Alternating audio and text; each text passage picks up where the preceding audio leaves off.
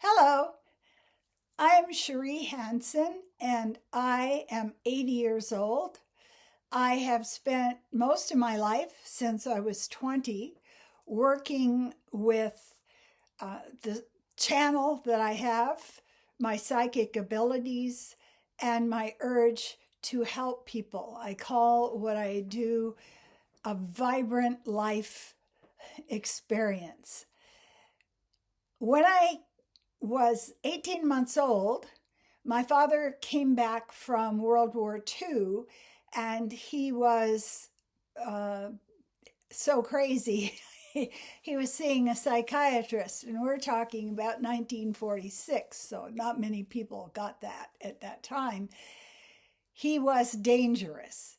He broke bones, he threw things, he psychologically abused me.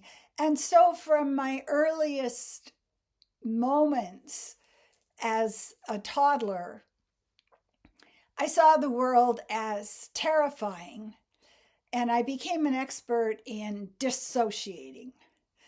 When I went to a chi reading specialist one time, he said, I've never seen this before.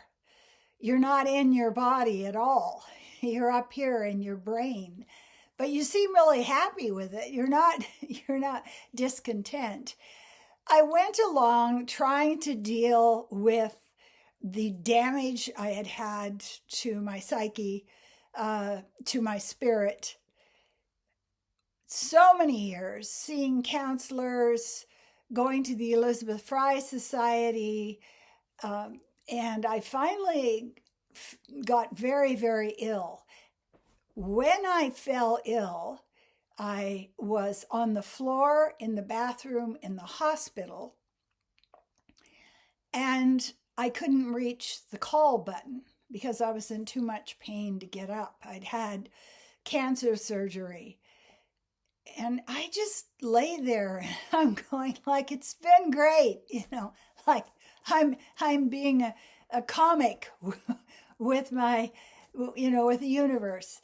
But I'm done. I can't do anymore. And then I heard my channel say to me, go to Peru. So I got up, I got out of the hospital and I went to Peru to do ayahuasca ceremonies. And so many things were revealed to me at that time. I came to understand that the illnesses that I had and the trauma that I was carrying were deeply lodged in my mind, in my subconscious.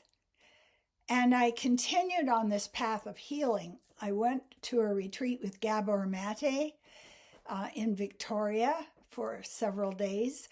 And each of us told our story. He leaned forward to me and said, why are you still alive? After he heard my story. I'd never thought about that question before. It was just, why aren't you dead?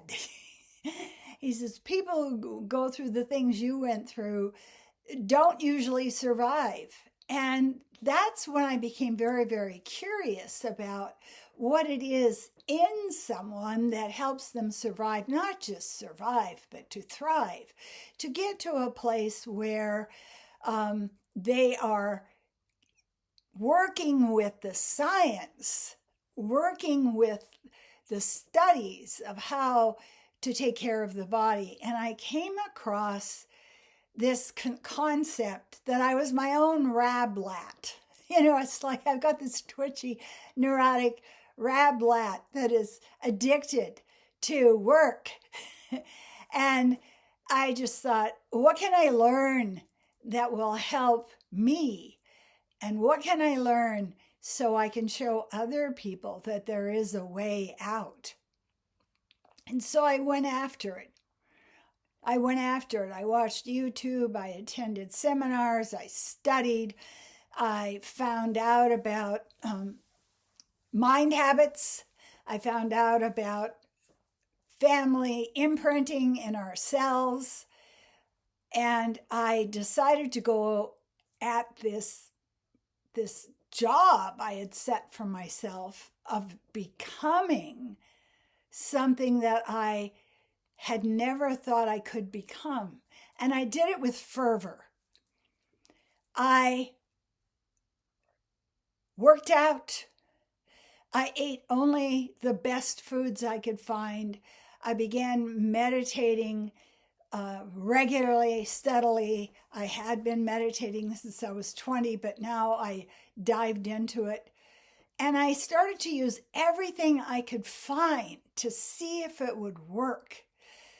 What I ended up with and what I can do for my clients is I ended up with all of these ideas coming in. How can I use the science? How can I use what the coaches are telling me? And I start with my clients by telling them that the first thing we're going to work on is you're going to fall in love with yourself. So this is a process that I set in place for the 50 clients I had through COVID. How can you fall in love with yourself? Well, the first thing I was teaching them is if you never heard praise when you were growing up, the only thing I was ever aware of is don't do the wrong thing or, you're going to get thrown against a wall. So I needed to step into that story and start telling myself, good girl, good job. And I said it out loud. I tell my clients to say it out loud because you need to hear it. So you go through days and weeks and months of rewarding yourself with these loving words. Good job. Nice. You did it. You're so successful. And it was for everything. I wasn't trying to get a gold badge at the Olympics or something like that. If I hung my clothes up, if I made my bed in the morning, if I ate well and mindfully, I would say out loud to myself, good job. And the first thing that happens when my clients do that is they start to settle down. They're not so freaked out about who they are and what they're doing. So I talked about this as falling in love with yourself, learning how to trust yourself. How do you trust yourself? You make good decisions, and then you recognize the good decisions. And you can do it with words, you can do it with a chart and put stickers on it. It's anything that has a feedback loop that says, I'm getting better. I am taking better care of myself. The second thing that I try to get my clients to do, and it works really well, is breath work. If you have been traumatized as a child, you have no memories. You've dissociated. And you just don't want to be in your body. People who are traumatized don't know if they have a broken leg, don't know if they're getting a cold or sick. So what I did in that instance is I got them to do breath work and to visualize coming down into their bodies and inhabiting them. The next thing that I stumbled across, this was all my idea. I did not have good parenting. I missed it. So I came up with this idea of what if you parented yourself in a really, really loving way? And I went out and I got a soft flannel long nightgown, and I bought a teddy bear, and I got blankets that felt really good on my body. And I was in a place where I was being so gentle with myself. I would baby myself. If you're tired, come over here, lay down, let's have a nap. And so this relationship between myself and myself was the second step in learning how to trust that I'm in good hands, these hands. Then with my clients, I have them look at their habits. I teach them that Thoughts are simply mind habits. So we work on not allowing the old mind habits to sabotage us. Eckhart Tolle said once, every negative thought is a lie. Every negative thought is your ego. So you get into a place where you disrupt the negative thoughts. And I have people visualize, for me, I could see a rat running across the floor and I would just turn it into a butterfly. Or some other people, I'd say, visualize a magic wand, hit that negative thought. Every single negative thought that you see that is impacting you, you shift, you pivot, you change it. You don't let it come in and run your life. And what we know from looking at how brains work, you cannot be in a place where you can remove a negative thought. What you need to do is you need to wire and fire another system of thoughts, more positive, a system of thoughts that you lay down with repetition. You always brush your teeth. You always go for a walk. You always meditate. You always do breath work. And now what happens is that the rivulet down the hill that your thoughts were running in, you got another one and it's deeper and it allows a more powerful, positive thought to run down that rivulet. So what happens with my clients is I give them confidence from my story. When I first started seeing my trauma and understanding it, I was waking up at night screaming with nightmares.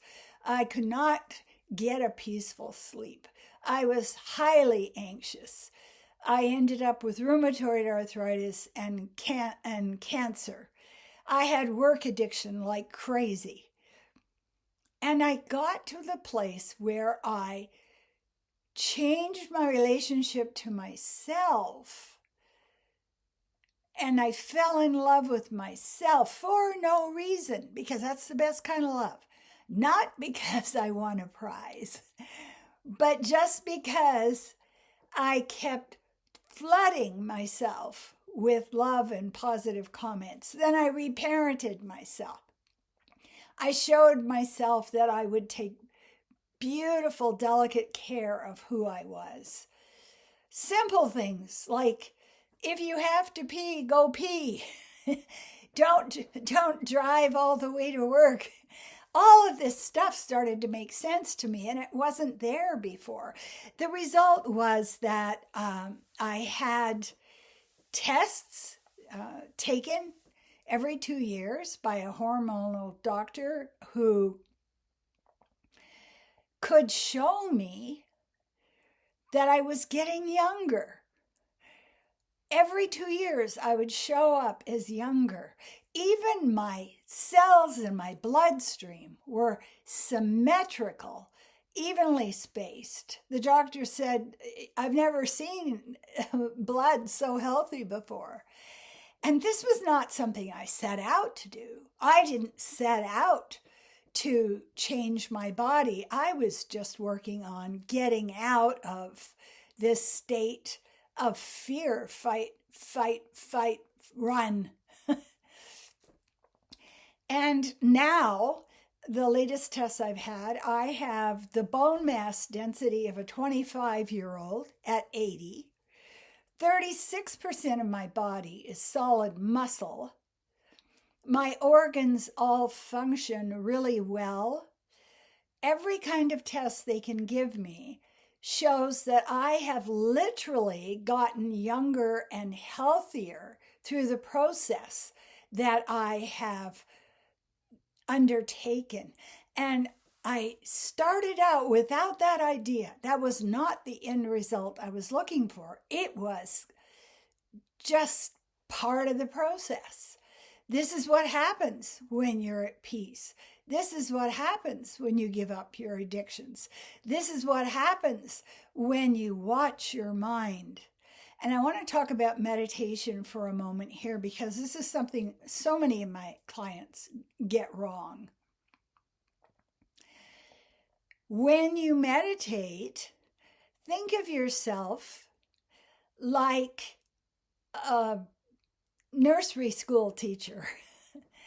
You sit under a tree and you watch the children, and they're running around and they're taking toys from one another and they're hitting one another and they're screaming and they're jumping, and you just look at your thoughts, and you don't need to try to control them, because the first step is to understand that this is the way what's going on in your head. Now you can be in a place where you begin to watch yourself from the mountain. Watch from the mountain and get to a place where we ask, what's going on? One of the things Gabor Mate taught me, which was so useful in the retreat I was in, is he talked about triggering. He talked about what a gift it is to be triggered. When you're triggered, he said, stop, ask, am I triggered right now? If you are triggered, check your body. Where is the triggering happening? Is it wrists, shoulders, your face, your jaw? And then you ask, what triggered me from the outside world? And you know what you will do if you do that detective work? You will see that you have been triggered in your wound. Under the age of 7, the things that happen to you will trigger you. Maybe you don't remember them. Maybe you've dissociated, but they're trapped in there. The next thing that you ask is, so what am I supposed to learn from this? And this is the thing that makes my clients so confident in the world. They know that they're human. They're going to be triggered. They're going to feel anger. They're going to feel frightened. They're going to feel lonely. But to get into a place where you can observe those reactions and emotions, and you can use them to teach you something about who you are. Then you ask, what am I supposed to learn? And I'm going to tell you a secret. The universe is always teaching you. You're not going to get away from the lesson. What you can do is you can see the lesson and learn it. And that is how you get to live a vibrant life. And your body will thank you. Your body will start to heal. You will sleep more deeply. And you will be more completely at peace.